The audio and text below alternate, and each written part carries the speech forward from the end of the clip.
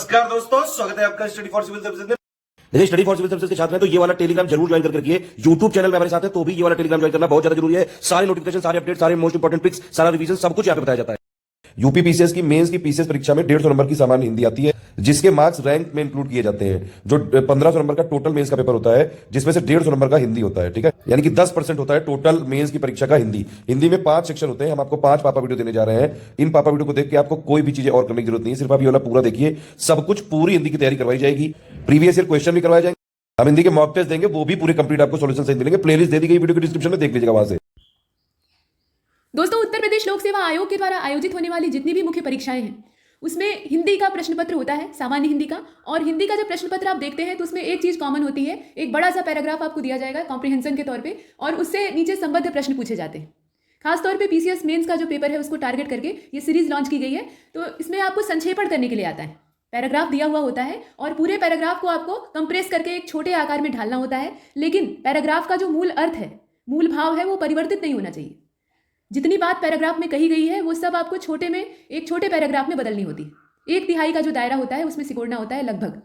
अब ये पैराग्राफ की प्रकृति पर निर्भर करता है, कभी कभी आधा हिस्सा ही हो पाता है। कहने का मतलब ये है कि पैराग्राफ आपने पढ़ा और लगा आपको कि इसमें तो सब इंपॉर्टेंट ही है, यानी इसमें से कुछ भी काटा छांटा अगर बहुत ज़्यादा जाएगा तो पैराग्राफ का जो मूल स्वरूप है वो बिगड़ जाएगा।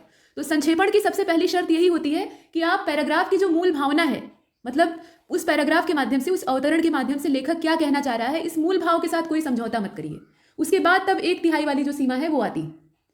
अधिकतर जो अभ्यर्थी होते हैं वो अपने दिमाग में लेकर चलते हैं कि भैया 1/3 से ज़्यादा हमें बढ़ना ही नहीं है, तो वो डिवाइड करके निकाल लेते हैं। पहले शब्द गिनेंगे और डिवाइड करके निकाल लेंगे कि अच्छा इतने शब्द में ही हमें लिखना है, चाहे पैराग्राफ का जो टोटल पर्पज है, अर्थ है, वो पूरा हो अथवा नहीं हो, उससे कोई लेना देना नहीं।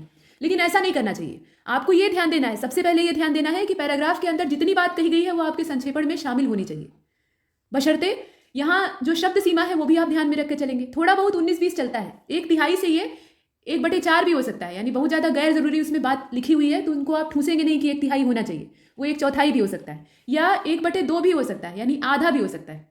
अगर बहुत ज़्यादा उसमें इंपॉर्टेंट चीज़ें हैं जिन्हें कि निकालने से उस पैराग्राफ का स्वरूप बिगड़ रहा है तो आप उसमें आधा कर सकते हैं, आधे आधे का जो रेशियो है उसमें लिख सकते हैं, कोई दिक्कत नहीं है। जो चेक करने वाला परीक्षक होता है वो सबसे पहले ये देखेगा कि आपने जो पैराग्राफ है उसको पूरा कवर किया है या नहीं, ये सबसे पहला उसमें देखने का तरीका होता है। उसके बाद तब जाकर वो शब्द सीमा पर ध्यान देगा। खैर, अब देखिए यहाँ संक्षेपण होता क्या है। हालांकि अवबोधन वाला जो वीडियो इससे पहले आपने देखा है, इस सीरीज का पहला पार्ट, उसमें अवबोधन के साथ साथ संक्षेपण की भी चर्चा हुई थी। ऐसा क्यों था? क्योंकि अवबोधन से ही संक्षेपण जुड़ा हुआ है।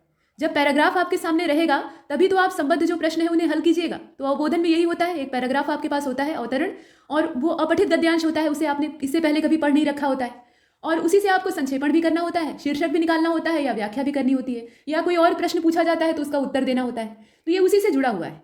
लेकिन यहाँ पर एक अलग से वीडियो इसलिए बना दिया गया ताकि इसको आप विशेष तरीके से समझें, क्योंकि संक्षेपण अपने आप में एक विशेष कला है और ये हर अभ्यर्थी को नहीं आती। अगर सबको आती तो सबके अंक जो है वो अच्छे होते, लेकिन ऐसा होता नहीं है। लोग संक्षेपण कर तो देते हैं, 1/3 में समेट भी देंगे, यानी संक्षेप में, लेकिन अपनी बात को ठीक ढंग से रख नहीं पाते।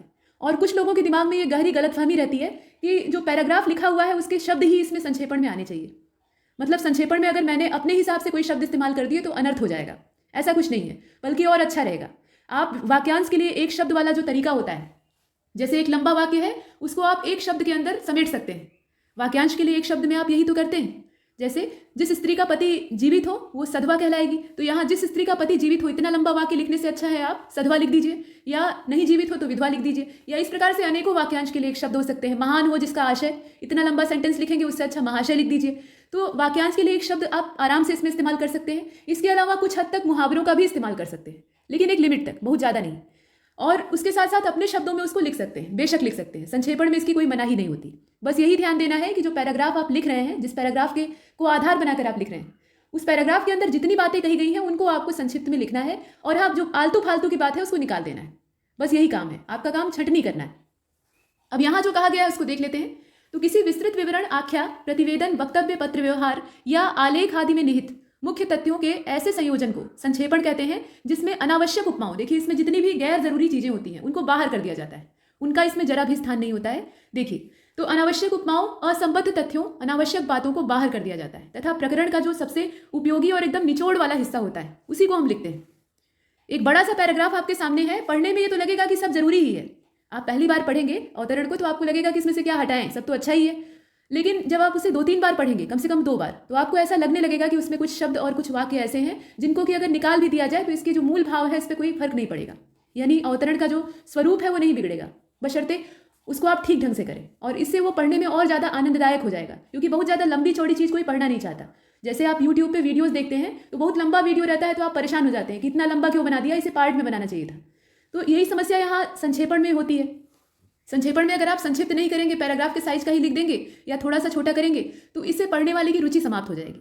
तो इसलिए संक्षेपण को ध्यान से करना आवश्यक है। इसके बाद यहाँ वही परिभाषा दी हुई है, तो परिभाषा आप देख लीजिए कि ये अंग्रेजी भाषा का जो प्रचलित शब्द है प्रेसी, वहाँ से लिया गया है। मतलब इसे इंग्लिश में क्या कहते हैं बताया गया है। और संक्षेपण स्वयं में पूर्णता से युक्त होता है। जैसा कि मैंने आपको पीछे बताया कि अवतरण की जितनी भी बातें होती हैं वो इसमें शामिल होती हैं, लेकिन संक्षिप्त में होती हैं। और मूल अवतरण की संक्षेपण में कोई कमी महसूस नहीं होती। जैसे आपने पूरा पैराग्राफ नहीं पढ़ा, आपने सिर्फ उसका संक्षेपण पढ़ लिया, तो आप पूरे पैराग्राफ का जो वास्तविक अर्थ है उसको जान लीजिए। ये इसका तात्पर्य होता है। ठीक है, अब देखिए संक्षेपण के समानार्थी कुछ शब्द होते हैं, जैसे कि सारांश है, भावार्थ है, इसके अलावा अन्वयन होता है, मुख्यार्थ होता है, आशय होता है, रूपरेखा होती है। ये सब संक्षेपण के समानार्थक रूप में प्रचलित होते हैं। और इसमें जितने भी आप देख रहे हैं, इनका वही मंतव्य होता है कि अपनी बात को यहाँ अवतरण के रूप में नहीं बल्कि अपने ढंग से समझाना। कुछ का जो तरीका होता है वो संक्षेप में समझाने का होता है, और कुछ जो है वो डिटेल में एक्सप्लेन करते हैं, व्याख्या जैसा होता है। जैसे आप यहाँ देख रहे हैं सारांश, तो समरी इसका अंग्रेजी है। और सारांश में क्या होता है, तो सार अथवा सारांश कहा जाता है इसे, सार भी कहा जाए तो वही बात है। इसमें अत्यंत जो महत्वपूर्ण बातें होती हैं उनको अति संक्षेप में लिखा जाता है, वही बात है जैसे संक्षेपण में होता है। इसके बाद भावार्थ को देखिए, भावार्थ का यहाँ अंग्रेजी दिया हुआ है सबस्टेंस। तो भावार्थ में लेखन की कोई सीमा नहीं होती है, और मूल के साथ साथ जो गौण भाव होते हैं उनको भी भावार्थ में स्थान दिया जाता है। कहने का मतलब यह है कि जो मूल भावना है, आपने पीछे देखा ना कि संक्षेपण में सिर्फ जो मूल भावना है उसी को लिखते हैं, लेकिन यहाँ पर जो गौण भाव है यानी जो इधर उधर के हैं उनको भी लिख सकते हैं। भावार्थ फैला हुआ होता है, मतलब आप सारांश और भावार्थ को एक दूसरे का अपोजिट समझ सकते हैं, या भावार्थ को आप संक्षेपण के विलोम के तौर पे देख सकते हैं। ऐसे हम लोग ये सोच लेते हैं कि भावार्थ भी वही चीज़ है, नहीं। भावार्थ में आपको फैलाने की गुंजाइश होती है, एक सीमा तक आप फैला सकते हैं, लेकिन संक्षेपण में आपको हर हाल में सिकोड़ना होता है, और सारांश में भी सिकोड़ना होता है। इसके बाद अन्वयन यानी डिस्कवरी, तो इसमें भावार्थ के तरीके का ही इस्तेमाल किया जाता है, मतलब वही मेथड लगाएंगे जो कि भावार्थ में आपने यूज़ किया है, लेकिन यहाँ पर मूल तत्व की आपको तलाश करनी होती है। यहाँ पर आप व्याख्या तो करेंगे, लेकिन जो मूल भावना है उसको केंद्र में रखेंगे, और उसी की तलाश में पूरा जो पैराग्राफ है उसको बनाएंगे अपने हिसाब से, यहाँ उसे ढांचा उसका तैयार करेंगे। इसके बाद आशय, आशय अर्थात मतलब पर्पज इसको कहा जा सकता है, उद्देश्य कहा जा सकता है। तो आशय में संपूर्ण पदों या मूढ़ पदों का स्पष्टीकरण दिया जाता है। इसके 2 उद्देश्य हो सकते हैं। 2 उद्देश्य कौन कौन से हैं, तो संपूर्ण कथन का मंतव्य स्पष्ट करना, ये पहला इसका सबसे जरूरी उद्देश्य होता है। इसके अलावा कथन के कठिन और मूल भाग की व्याख्या करना। पहली चीज तो ये होती है कि जो पूरा कथन है या पूरा पैराग्राफ ही मान लीजिए कहा जाए कि इसका आशय बताइए, हालांकि ऐसा होता नहीं है। आशय बताने के लिए कहेगा तो कोई जो पंक्ति है उसको रेखांकित कर देगा और कहेगा कि इसी का आशय बताइए। ऐसा बहुत रेयर होता है कि पूरे पैराग्राफ का आपको आशय बताना होता है। तो जो रेखांकित पंक्ति होती है उसको आपको ध्यान से पढ़कर उसका जो मूल तत्व है वही पहले पकड़ना होता है और उसी को लिखना होता है, ये चीज़ है। और हाँ, उसका जो मूढ़ और कठिन भाग होता है यानी दुरूह भाग होता है उसकी भी जरा व्याख्या कर देनी होती है कि इसका क्या मतलब हो सकता है, ये आपने देखा। इसके बाद जो अगला नंबर इसमें है समानार्थी या मिलते जुलते आप कह सकते हैं, तो रूपरेखा ये सिनॉप्सिस के तौर पे आप देख रहे हैं, यह किसी अव्यक्त लेख का प्रारूप होती है। मतलब कोई लेख जो है वो स्पष्ट नहीं है, उसमें अस्पष्टता है, तो ऐसी कंडीशन में ये उसका प्रारूप तैयार करने के काम आती है। सिनॉप्सिस जो है ये थोड़ा सा डिफरेंट होती है। इसके अलावा मुख्यार्थ जिसे कि आप जिस्ट कहते हैं, तो मुख्यार्थ में लेख के मूल भाव पर बल दिया जाता है, जैसे आपने संक्षेपण और सारांश में देखा, परंतु क्रमबद्धता का पूर्ण रूप से पालन नहीं होता है। इसका मतलब समझे, क्रमबद्धता का मतलब तो जानते ही है कि सीक्वेंस में कोई चीज़ रखी जाए तो वो क्रमबद्ध कहलाती है, यानी एक क्रम से एक के बाद एक, जैसे 1 2 3 4 5 6 ये गिनती जो है ये क्रमबद्ध है, और क्रम बिगाड़ देंगे तो क्या हो जाएगा 3 8 6 7 ऐसे आप लिख देंगे। तो यहाँ क्रमबद्धता का मतलब इस बात से है कि संक्षेपण जो होता है, देखिए दोस्तों, जो संक्षेपण आप लिखते हैं ना उसमें क्रम होता है। जैसे अवतरण मान लीजिए आपका जिस प्रकार से लिखा हुआ है, उसमें पहले ये लिखा कि राम जो है वो अयोध्या के राजा थे, और उसके बाद नीचे लिखा है कि उनके शासनकाल में प्रजा बहुत सुखी थी, राम राज्य की स्थापना हो गई थी, और किसी भी व्यक्ति को या किसी भी प्राणी मात्र को कोई दुख नहीं था, इस प्रकार से। और भगवान राम प्रत्येक व्यक्ति का ध्यान रखते थे, अपने पुत्र के समान वो प्रजा का पालन करते थे, ऐसे कोई एक अवतरण लिखा हुआ है। और उसके बाद नीचे कहा है कि भाई संक्षेपण करिए। तो संक्षेपण में आप क्या कहेंगे, इस पूरी बात को समेटेंगे छोटे में, लेकिन क्रम नहीं बिगड़ना चाहिए। जैसे पंक्तियां लिखी हैं उसी क्रम में आप उसे समेटेंगे, ये नहीं कि नीचे की बात आपने ऊपर लिख दी और ऊपर की बात नीचे लिख दी। ऐसा संक्षेपण में नहीं होता, ये संक्षेपण के अनुशासन की हीनता है। और यहाँ पर देखिए जो जीस्ट होता है, इसमें कुल मिलाकर ओवरऑल आपको अपनी बात कहनी होती है, संक्षेप में कहनी होती है, लेकिन क्रम का आप पालन करिए, ये आवश्यक नहीं है। आप नीचे से भी शुरू कर सकते हैं, बात आपको पूरी कहनी है, चाहे आप उलट पलट कर कहिए, चाहे जैसे कहिए, लेकिन वहाँ पर आपको क्रमबद्धता का पालन भावार्थ में भी करना होता है और संक्षेपण में भी करना होता है और सारांश में भी करना होता है। पीछे जो क्रमबद्धता है वो बनी रहनी चाहिए। ठीक है, इसके बाद संक्षेपण के कुछ मुख्य आधार हैं, उनको देख लेते हैं। अब देखिए यहाँ संक्षेपण और सारांश जो है दोनों में अंतर क्या है। जैसे आप सारांश को देख रहे हैं और संक्षेपण को देख रहे हैं तो यहाँ समानार्थी लिखा हुआ है, यानी समान अर्थ वाले हैं। तब इनके बीच का डिफरेंस क्या हो सकता है? डिफरेंस ये है कि सारांश में केवल मुख्य तथ्य, जो जितनी भी चीज़ें होती हैं उसका जो मुख्य तथ्य होता है उसको बहुत संक्षेप में लिखा जाता है, जबकि संक्षेपण में सामान्यतः मूल की सभी बातें क्रमबद्धता के साथ पेश की जाती हैं। देखिए थोड़ा सा बहुत बारीक अंतर है। जैसे संक्षेपण के लिए आपको एक पैराग्राफ दिया गया है तो उसमें से आप जो गैर जरूरी चीज़ें हैं उन्हें निकाल कर बाकी सब कुछ वहाँ पर अपने शब्दों में रख देते हैं, लेकिन सारांश में आपको उसका निचोड़ लिखना होता है। ये अंतर है बीच का। ठीक है, ऐसे ही आशय और संक्षेपण में भी फर्क है। तो ये सब पूछा जाता है। जैसे 2008 की जो परीक्षा थी पीसीएस मेंस की, उसमें पूछा गया था कि भाई संक्षेपण और सारांश का अंतर बताइए। इसी प्रकार से 2009 में पूछा गया था, 2011 में पूछा गया था। तो अभी मानते हैं कि काफ़ी समय बीत चुका है, लेकिन ये पूछा जा सकता है। प्रश्न पत्र किस तरीके का बनेगा ये आप नहीं जानते। परीक्षक कैसा प्रश्न पत्र बनाकर आपके सामने रखवा देगा ये आप नहीं जानते। तो ऐसे में हर परिस्थिति के लिए तैयार रहिए। देखिए आशय और संक्षेपण में क्या फ़र्क हो सकता है। तो आशय या तो संपूर्ण कथन या फिर जो गूढ़ अंश होते हैं उनका स्पष्टीकरण होता है, जबकि संक्षेपण में स्पष्टीकरण की आवश्यकता नहीं होती है। वहाँ आपको कोई जवाबदेही नहीं होती है। वहाँ लेखक ने जो लिख दिया वही आपको सिर्फ संक्षेप में कह देना होता है, स्पष्टीकरण उसका कुछ नहीं देना है। लेकिन आशय आप बता रहे हैं तो वहाँ आपको स्पष्टीकरण देना पड़ेगा। ठीक है, इसके बाद व्याख्या और संक्षेपण, इसमें क्या फ़र्क हो सकता है।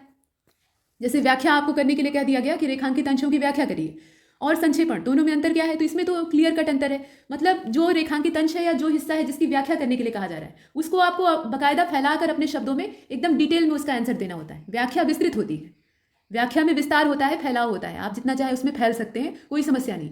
बस ये है कि थोड़ा सा अंक जो निर्धारित है उनका ध्यान देना होता है और समय सीमा का ध्यान देना होता है। उसमें आप अगर बढ़ाकर लिख देंगे तो कोई पाप नहीं लगेगा। लेकिन संक्षेपण में क्या होता है, आपको सिकोड़ कर लिखना होता है। इसमें आपको कोई एक्सप्लेनेशन नहीं देनी होती है। जो बात पैराग्राफ के अंदर है उसको बस उसमें से जो फालतू की चीज़ें हैं, जो कूड़ा कबाड़ा है, उसको बाहर करके जो एकदम ठोस चीज़ है उसको रख देना होता है। ये चीज़ है। इसके अलावा भावार्थ और संक्षेपण में क्या अंतर हो सकता है। यहाँ आप देख रहे हैं सबस्टेंस यानी भावार्थ, और उसके बाद संक्षेपण। तो दोनों में भावों या विचारों की संक्षिप्तता रहती है। भावार्थ में भी हम वही कहते हैं, मतलब जितने भी हमारे भाव या विचार हैं उनको समेट कर ही लिखते हैं, हालांकि फैलाव तब भी होता है। लेकिन भावार्थ में जहाँ लेखन की कोई सीमा रेखा नहीं होती है, ये देखिए सबसे बड़ा अंतर यही होता है। भावार्थ और संक्षेपण में फर्क क्या है। भावार्थ में लेखन की कोई सीमा नहीं होती है और संक्षेपण में होती है। कड़ाई से उसका पालन करना होता है। 1/3 की मार्जिन रखी जाती है, वो 1/4 भी हो सकती है, और एक 1.5 वाला जो सिस्टम है उसमें भी हो सकती है, लेकिन इससे परे नहीं होनी चाहिए। तो यहाँ शब्द सीमा का या आकार का निर्धारण किया जाता है और भावार्थ में नहीं किया जाता है। ये चीज़ है। इसके अलावा संक्षेपण और रूपरेखा जो है, इसमें क्या फ़र्क हो सकता है। यानी जो संक्षेपण आप देख रहे हैं और जो सिनॉप्सिस देख रहे हैं, दोनों में क्या अंतर है। तो रूपरेखा किसी अव्यक्त या अलिखित लेख का ऐसा प्रारूप होता है जिसके की आधार पर तथ्य अवगत होना या तथ्य से अवगत होना सरल नहीं होता है। फिर रूपरेखा के अंतर्गत न तो क्रमबद्धता और न ही स्पष्टता होती है। मतलब रूपरेखा जो है वो अस्पष्ट ढांचा होता है। इसको आप ऐसे समझ लीजिए। ये जो रूपरेखा आप देख रहे हैं एक ही लाइन की इसकी परिभाषा है, तो ज़्यादा इसमें गहराई में जाने की आवश्यकता नहीं है। बस इतना जान लीजिए कि ये एक अस्पष्ट ढांचा होता है। इसमें कुछ भी निश्चित नहीं होता है कि क्रमबद्धता रहेगी या नहीं रहेगी। आप लगा भी सकते हैं, नहीं भी लगा सकते हैं। इसका आकार भी कोई तय नहीं होता। लेकिन संक्षेपण में सब कुछ निश्चित होता है। वहाँ क्रमबद्ध तरीके से आपको लिखना है और एक सीमित जो आकार है, दायरा है, उसी के अंदर लिखना है। इसके अलावा संक्षेपण और अन्वय, इसके बीच में क्या अंतर होता है। यानी जो डिस्कवरी आप यहाँ देख रहे हैं, अन्वयन, तो देखिए अन्वयन जो होता है ये भावार्थ की तरीके का ही होता है, लेकिन यहाँ पर मूल तत्व की तलाश की जाती है। तो भावार्थ के जैसा है, तो भावार्थ और संक्षेपण में जो फर्क है वही यहाँ पर भी होगा। कहने का मतलब ये है कि जो संक्षेपण होता है उसकी जो प्रक्रिया है उसे आप जानते हैं, क्रमबद्धता होती है, शब्द सीमा निश्चित होती है, उसी में आपको ढालना होता है। लेकिन भावार्थ की भांति अन्वयन में मुख्य और गौण तत्वों के लिए स्थान बना रहता है। यानी मुख्य बात तो लिखेंगे ही, लेकिन उसके साथ साथ जो गौण बातें हैं जो कि नकार देने लायक भी हैं, उनको हटा देने से काम चल जाएगा, कोई समस्या नहीं होगी, उनको भी लिखा जाता है, उनको हम छोड़ते नहीं हैं। ये चीज़ है। और उसके बाद बचता है मुख्यार्थ, सबसे लास्ट में आप देख रहे हैं। तो इसका अगर संक्षेपण से हम कंपैरिजन करें यानी तुलना करें तो दोनों के बीच में क्या अंतर दिखाई देता है। देखिए संक्षेपण और जिस्ट में फर्क ये होता है कि संक्षेपण के समान यद्यपि मुख्यार्थ में भी मूल भाव पर ही बल दिया जाता है। मुख्यार्थ में इसका नाम ही है मुख्य का अर्थ, तो जो मुख्य भावना होती है उसी पर बल देते हैं। लेकिन यहाँ पर अपेक्षाकृत स्पष्टता ज़्यादा होती है और क्रमबद्धता का पूर्ण रूप से पालन नहीं होता है। मतलब यहाँ पर संक्षेपण की तुलना में ज़्यादा साफ साफ ये समझाया जाता है कि असल में मुख्य अर्थ क्या है, और यहाँ क्रमबद्धता का पालन नहीं किया जाता है।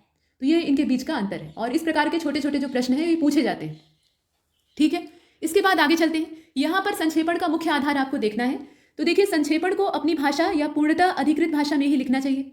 दोनों चीज़ें हो सकती हैं, अधिकृत भाषा का भी आप इस्तेमाल कर सकते हैं, लेकिन मेरी सलाह ये है कि अगर आपको मौलिकता ढूंढनी है, और मौलिकता मुख्य परीक्षा में अच्छी मानी जाती है, अगर आप अपने विचारों को अपने शब्दों में लिखते हैं तो वो ज़्यादा बेहतर होगा। किसी भी अच्छे लेखक की किताब की तुलना में या किसी महापुरुष के लंबे चौड़े कथन की तुलना में आपकी जो बात है वो ज़्यादा मायने रखती है, क्योंकि असल में जो परीक्षक कॉपी चेक कर रहा होता है वो आपके विचारों से अवगत होना चाहता है।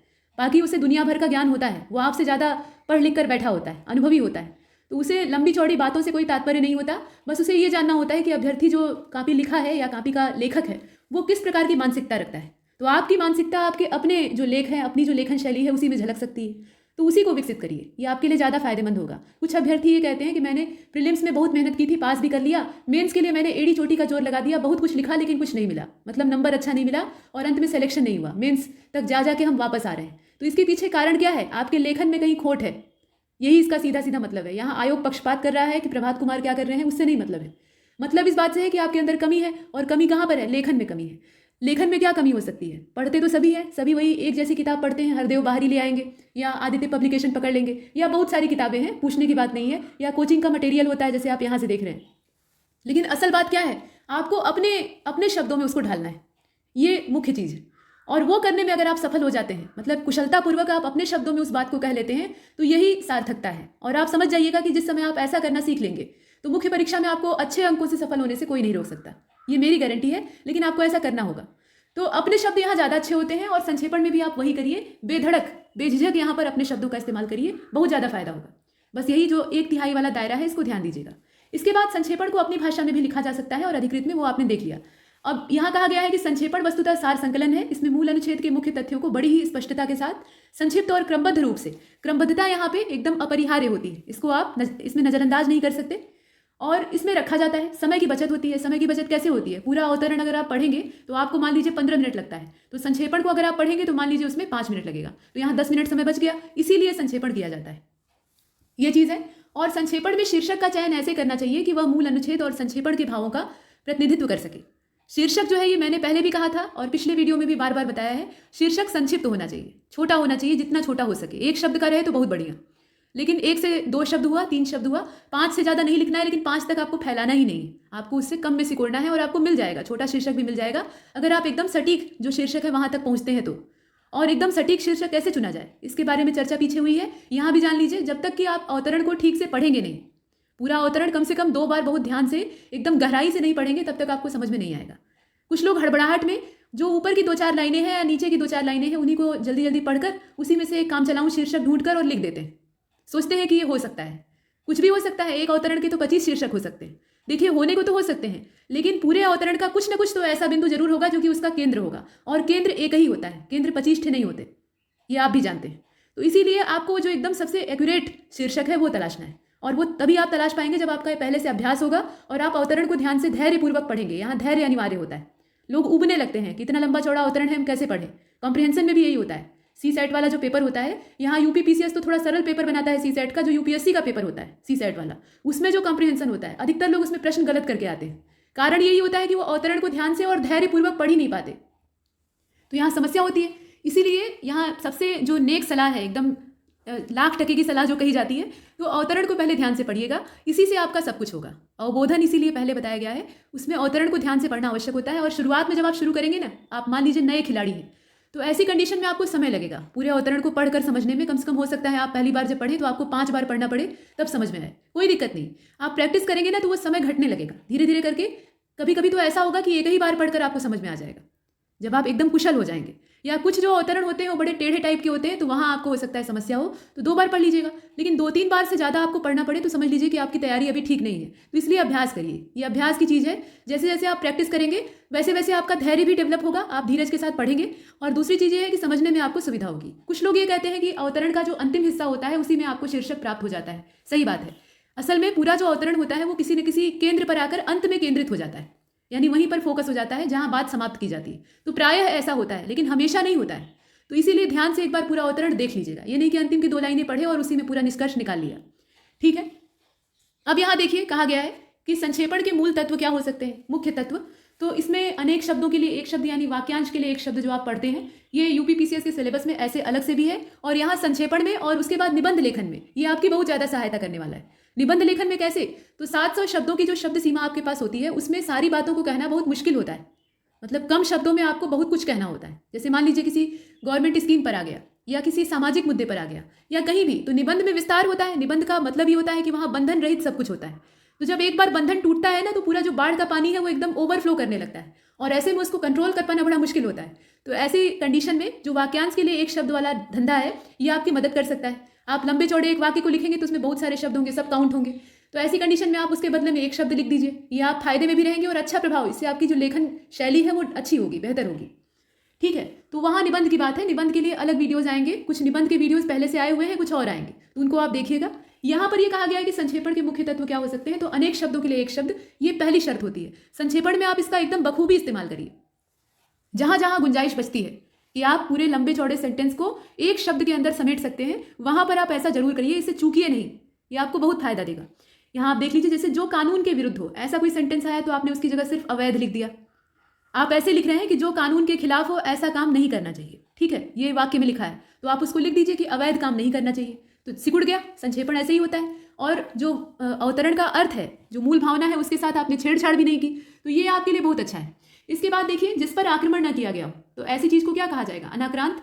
इसके बाद जो सदैव से चलता आ रहा हो, तो उसको कहा जाएगा अनवरत। तो जो सदैव से चलता आ रहा हो वो नियम कभी भी बदलता नहीं है, तो आप लिख सकते हैं कि अनवरत नियम जो है वो कभी बदला नहीं करते। ठीक है, तो इस प्रकार से आप संक्षेपण कर सकते हैं। ये वाक्यांश के लिए एक शब्द आपकी बहुत ज़्यादा सहायता करने वाला है, तो इसीलिए वाक्यांश के लिए एक शब्द जो आपको यहाँ से दिया गया है कोचिंग के मटेरियल के तौर पे, या अभी उस पर वीडियो भी बनेगा तो आप देख लीजिएगा, उसके अंदर जितने वाक्यांश के लिए एक शब्द है, कम से कम उतना तो पढ़ जाइए, उतने में से आपका काम बन जाएगा। परीक्षा में आप संक्षेपण भी बहुत आराम से कर लेंगे, निबंध में भी आपको कोई दिक्कत नहीं होगी, और प्लस अलग से जो वाक्यांश के लिए एक शब्द आता है उसमें भी समस्या नहीं होगी।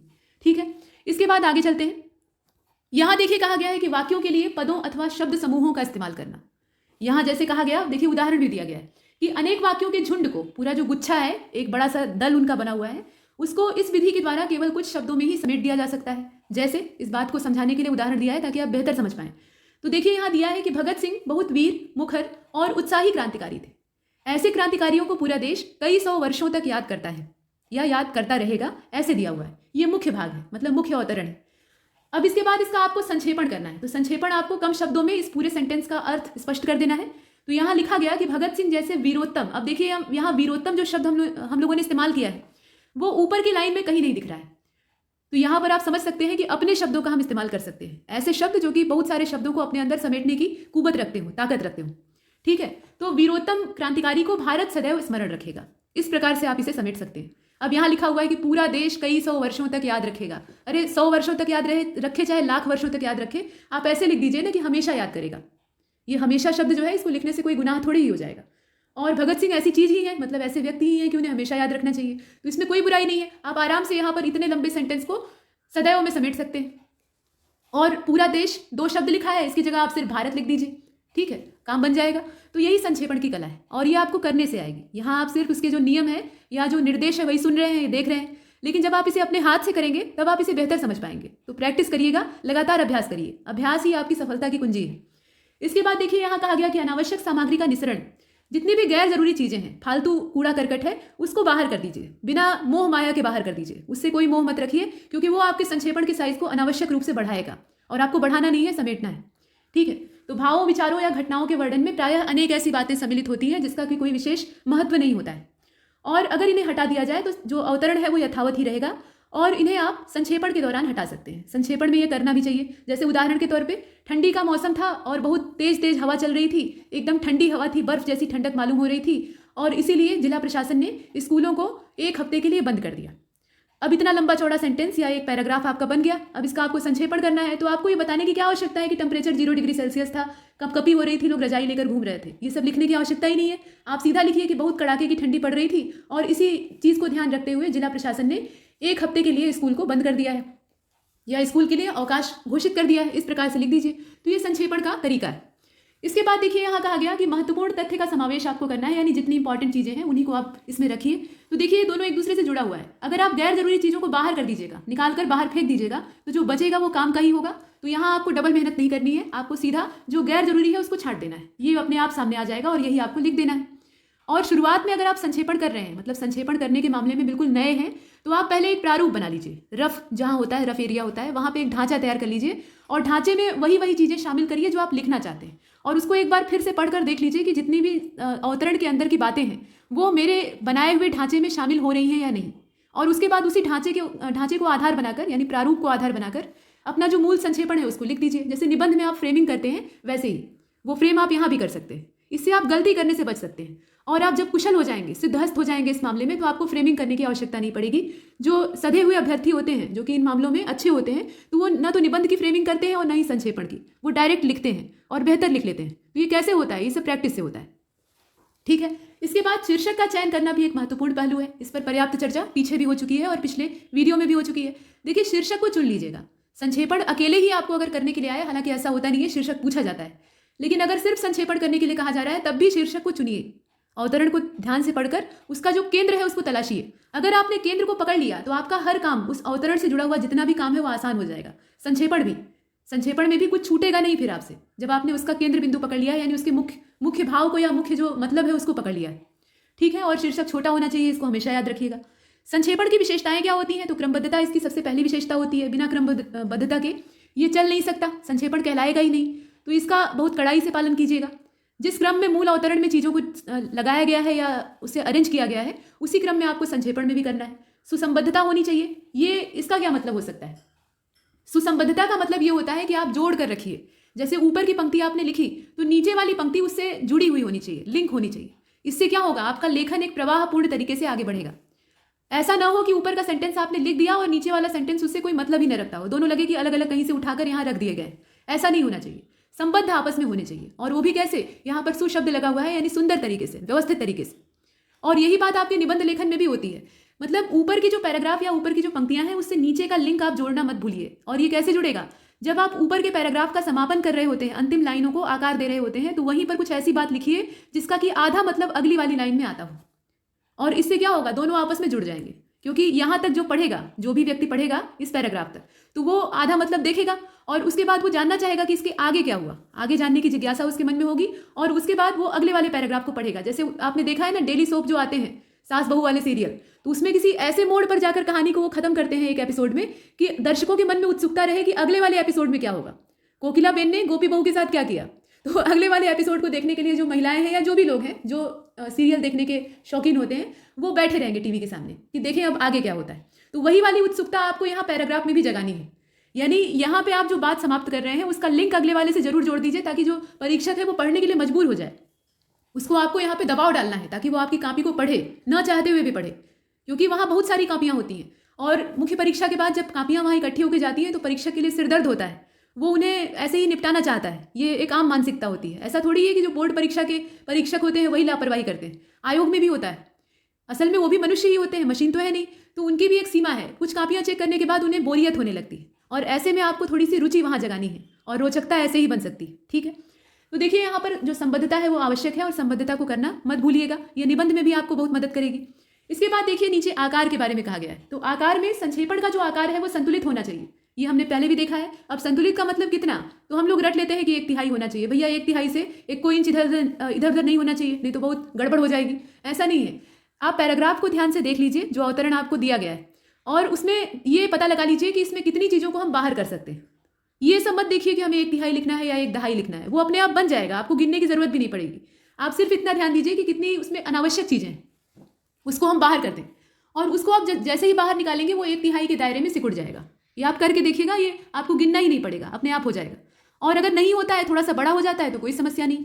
आपका धर्म ये था, संक्षेपण करने वाले अभ्यर्थी का यही कर्तव्य होता है कि वो पैराग्राफ की जितनी फालतू चीज़ें हैं उनको बाहर करके उसे संक्षिप्त में समेट दे और अवतरण की जो मूल भावना है वो डिस्टर्ब ना हो। यानी अवतरण को पढ़ने से कोई व्यक्ति बच जाए, सिर्फ संक्षेपण को पढ़ ले तो उसे अवतरण का मतलब समझ में आ जाए। यही उसका कर्तव्य होता है। उसका कर्तव्य ये नहीं होता है कि 1/3 बैठकर गिने, उतना समय ही नहीं होता है।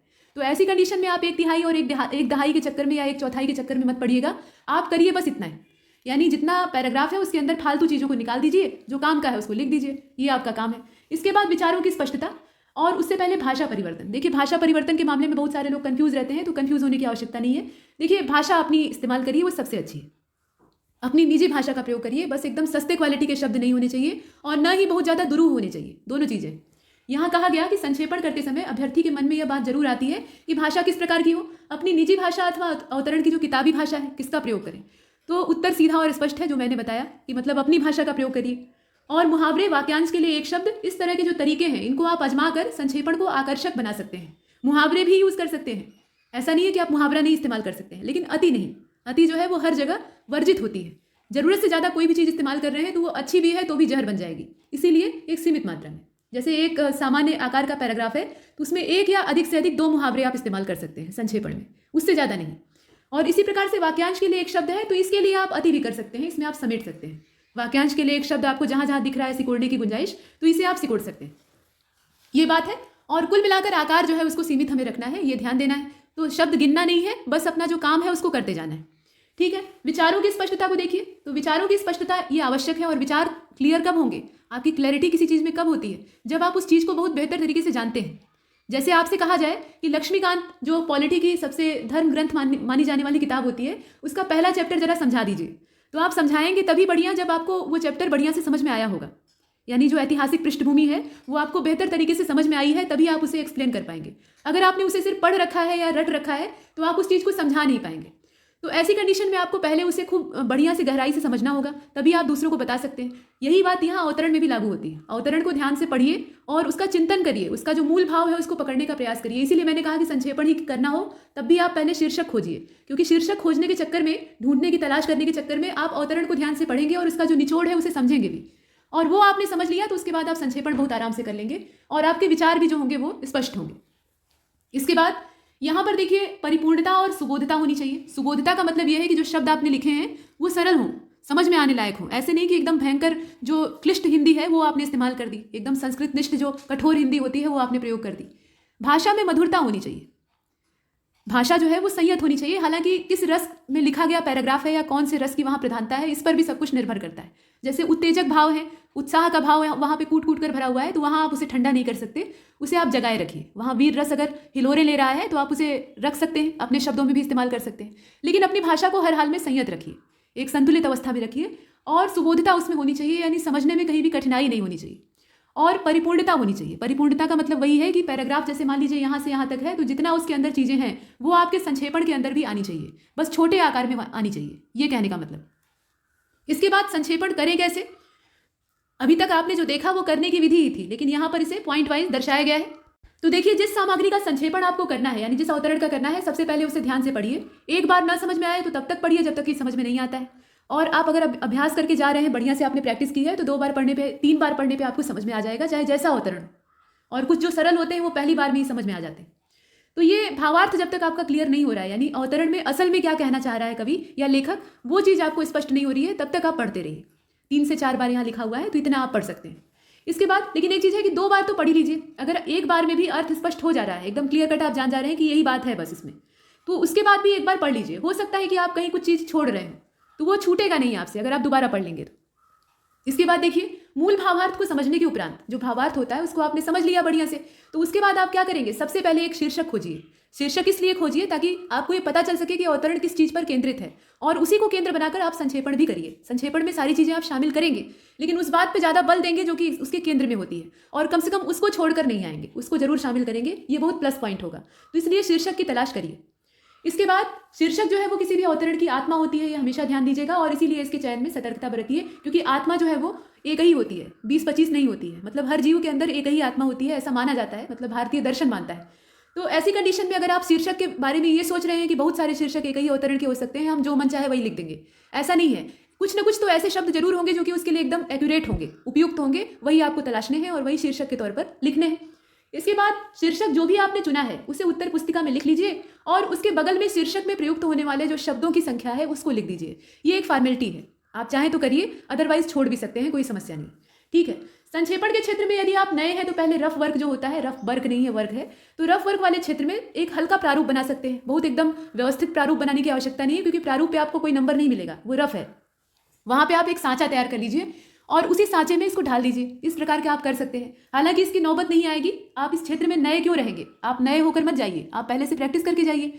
तो घर में अगर आप संक्षेपण करने का प्रयास कर रहे हैं, प्रैक्टिस अपनी व्यक्तिगत कर रहे हैं, तो वहाँ पर शुरुआत में प्रारूप बनाकर करिए, और बाद में आपको आदत लग जाएगी तो आप अपने से कर लेंगे, वहाँ प्रारूप बनाने की आवश्यकता नहीं पड़ेगी। ये चीज़ है। अब यहाँ देखिए, यहाँ सुसंबद्धता के बारे में फिर से कहा गया है कि प्रारूप तैयार होने के बाद एक बार पढ़कर आश्वस्त हो लीजिए, यानी अपने कन्फर्म हो लीजिए कि पूरे अवतरण को ये कवर कर रहा है या नहीं, मतलब पूरा जो अवतरण है उसको आपका संक्षेपण एकदम कवर कर पा रहा है या नहीं, या कुछ छूट जा रहा है, ऐसा आप देख सकते हैं। इसके अलावा मौलिकता की रक्षा करना भी आवश्यक है। अपने शब्दों में संक्षेपण करने का मतलब ये नहीं होता कि अपनी ओर से उसमें आप तर्क देने लगे, टीका टिप्पणी करने लगे। यहाँ पर आपसे आलोचना करने के लिए नहीं कहा गया है, आपसे कहा गया है कि भैया संक्षेपण करिए। तो लेखक ने जो लिखा है उसी को आपको लिखना है, लेकिन अपने शब्दों में लिखना है। उसमें अपनी ओर से कोई राय नहीं देनी है, मशवरा नहीं देना है, या उसकी आलोचना निंदा वगैरह नहीं करनी, ये सब नहीं। इसके अलावा व्याकरण की अशुद्धियां जो हैं ये तो क्षमा योग्य नहीं होंगी। खासतौर पे सामान्य हिंदी का अगर आप पेपर दे रहे हैं तो यहाँ वर्तनी शुद्धि करके एक सिलेबस का हिस्सा ही है, और उसको पढ़ने के बाद आपसे ये अपेक्षा की जाती है कि आप कहीं भी गलती न करिए, मतलब वर्तनी से संबंधित जो गलतियां हैं वो नहीं होनी चाहिए। तो इसीलिए इसको मत करिएगा, ये जहर होता है। मतलब आपने सब कुछ अच्छा लिखा, लेकिन ये जो जहर है ये सब बेकार कर देगा, मतलब नंबर एकदम खराब हो जाएंगे। राइटिंग भले आपकी बिगड़ जाए, मोती जैसे अक्षर न रहे, लेकिन फिर भी वर्तनी को ध्यान दीजिएगा, ये अंत तक बिगड़नी नहीं चाहिए, क्योंकि ये बहुत बुरा असर डालेगी। जीएस के जो पेपर है उनमें चल जाएगा, उसमें जरा 19-20 चलता है, लेकिन यहाँ पर नहीं करिएगा, ठीक है। इसके बाद सावधानियां देखिए, सावधानियों में 1 से लेकर 8 तक यहाँ बिंदु लिखा है, छोटे छोटे पॉइंट है। इसमें कहा गया है कि संक्षेपण के दौरान जो शैलीगत होता है, शैलीगत का मतलब ये होता है कि आपका तरीका जो है, तो उस तरह की जो अलंकृतता है उससे बचना चाहिए, ये एक इसमें मुद्दा बताया गया है। कुल मिलाकर ये है कि अलंकार वगैरह का बहुत ज़्यादा इस्तेमाल नहीं करना चाहिए। हाँ, मुहावरे का आप कर सकते हैं, मुहावरे का कर सकते हैं, वो भी एक सीमा तक कर सकते हैं। और वाक्यांश के लिए एक शब्द इसमें आप बखूबी इस्तेमाल कर सकते हैं, क्योंकि इससे वाक्य छोटे हो जाते हैं। तो संक्षेपण के लिए जो आवश्यक है उतना ही आपको यूज़ करना है, जो गैर जरूरी है उसको बाहर करना है। इसके बाद अप्रासंगिक जो बातें हैं और उदाहरण है उनसे बचना चाहिए। संक्षेपण में विशेषण और क्रिया विशेषण का प्रयोग नहीं करना चाहिए, ये नहीं करना है, ठीक है। और उत्तम पुरुष और मध्यम पुरुष में भी वाक्य को आपको नहीं लिखना है, ये जो इसका परिवर्तन है वो नहीं करना है, ठीक है। लंबे लंबे वाक्य नहीं लिखने हैं, छोटे छोटे वाक्य लिखिए ताकि समझने में आसानी हो। सुबोधता आपने पीछे देखा है ना, तो बहुत लंबा सेंटेंस आप लिख देंगे तो समझने में दिक्कत होगी। इसके बाद अवतरण की मूल भावना हर हाल में जिंदा रहनी चाहिए, इसके साथ कोई छेड़छाड़ नहीं होनी चाहिए। और व्यक्तिगत टीका टिप्पणी आलोचना आदि को इसमें शामिल नहीं करना है। और आकार का पालन अनिवार्य रूप से करें। तो आकार का पालन अनिवार्य रूप से करें तो इसका मतलब ये नहीं कि शब्द बैठकर गिनने लगे कि यहाँ 1 हो गया, यहाँ 2 हो गया, यहाँ 3 हो गया, नहीं, ये सब काम आपको नहीं करना है। आपको सिर्फ इतना ध्यान रखना है कि आप इसमें से फालतू चीजों को हटा दीजिए। हो सकता है कि जब आप पहली बार संक्षेपण कर रहे हो तो आपको शब्द गिनने की जरूरत महसूस हो, लेकिन परीक्षा हाल तक पहुंचते पहुंचते आपकी कंडीशन ऐसी होनी चाहिए कि आपको शब्दों को गिनने की आवश्यकता ही ना पड़े। और अभी भी इसके लिए पर्याप्त समय है। अगर आप रोज एक संक्षेपण करते हैं तो अभी जितने दिन बचे हुए हैं उसमें आप बढ़िया पारंगत इसमें हो सकते हैं। ऐसा कोई रॉकेट साइंस भी नहीं है, इसे आप समझ सकते हैं। इसके बाद देखिए यहाँ उदाहरण लिखा हुआ है, ठीक है। तो उदाहरण का संक्षेपण किया गया है, कैसे संक्षेपण किया जाता है ये बताने का प्रयास किया जा रहा है। तो समझ लीजिए इतना बड़ा पैराग्राफ आप देख रहे थे, इसको समेट के सिर्फ 2 लाइन में यहाँ पे संक्षिप्त कर दिया गया है। इससे बढ़िया क्या हो सकता है। तो देखिए यहाँ कहा गया कि आध्यात्मिक पथ का अनुसरण करने के लिए भौतिक जीवन को पूर्णतः नकारना उसी प्रकार से अप्राकृतिक और निरर्थक होता है जैसा कि भौतिक जीवन के लिए अध्यात्म को पूर्णतः अस्वीकार करना। ये आप यहाँ देख रहे हैं। इसके बाद व्यक्ति को प्रयत्न दोनों ही क्षेत्रों में एक साथ करना चाहिए। अधिकांश यौगिक पद्धतियों में आध्यात्मिक उन्नति के लिए भौतिक जीवन का निषेध बताया गया है। और जीवन में इन दोनों पक्षों का होना पर्याप्त नहीं है, बल्कि दोनों के बीच में संतुलन होना चाहिए। यानी भौतिक जीवन कुछ लोग जीते हैं और कुछ लोग जो है वो कहते हैं कि भौतिकता जो है वो आध्यात्मिकता से दूर ले जाती है हमें, तो हमें अध्यात्म में जीना है, आध्यात्मिक जीवन जीना है। तो वो क्या करते हैं कि भौतिक जीवन का एकदम से त्याग कर देते हैं और एकदम जो गुफावासी कहा जाता है, मतलब जाकर हिमालय में कहीं कंदरा में वो समाधि लगा लेते हैं और उसके बाद वहाँ तपस्या करने लगते हैं कि हम आध्यात्मिक जीवन जी रहे हैं। देखिए दोनों चीज़, जो मैंने पहले कहा कि अति जो है वो हर जगह बुरी होती है, अति सर्वत्र वर्जिते, तो यहाँ दोनों की ही जो पराकाष्ठा है वो खराब है। दोनों के बीच में एक बैलेंस होना चाहिए। जो बौद्ध धर्म का मध्यम मार्ग होता है वो यहाँ निकालना चाहिए, बीच का रास्ता। उसमें भौतिकता भी हो और आध्यात्मिकता भी हो, दोनों एक साथ रहेगा तभी जो मनुष्य का व्यक्तित्व है वो संपूर्ण बन पाएगा। अदरवाइज उसमें कुछ ना कुछ खामी रहेगी, कमी रहेगी।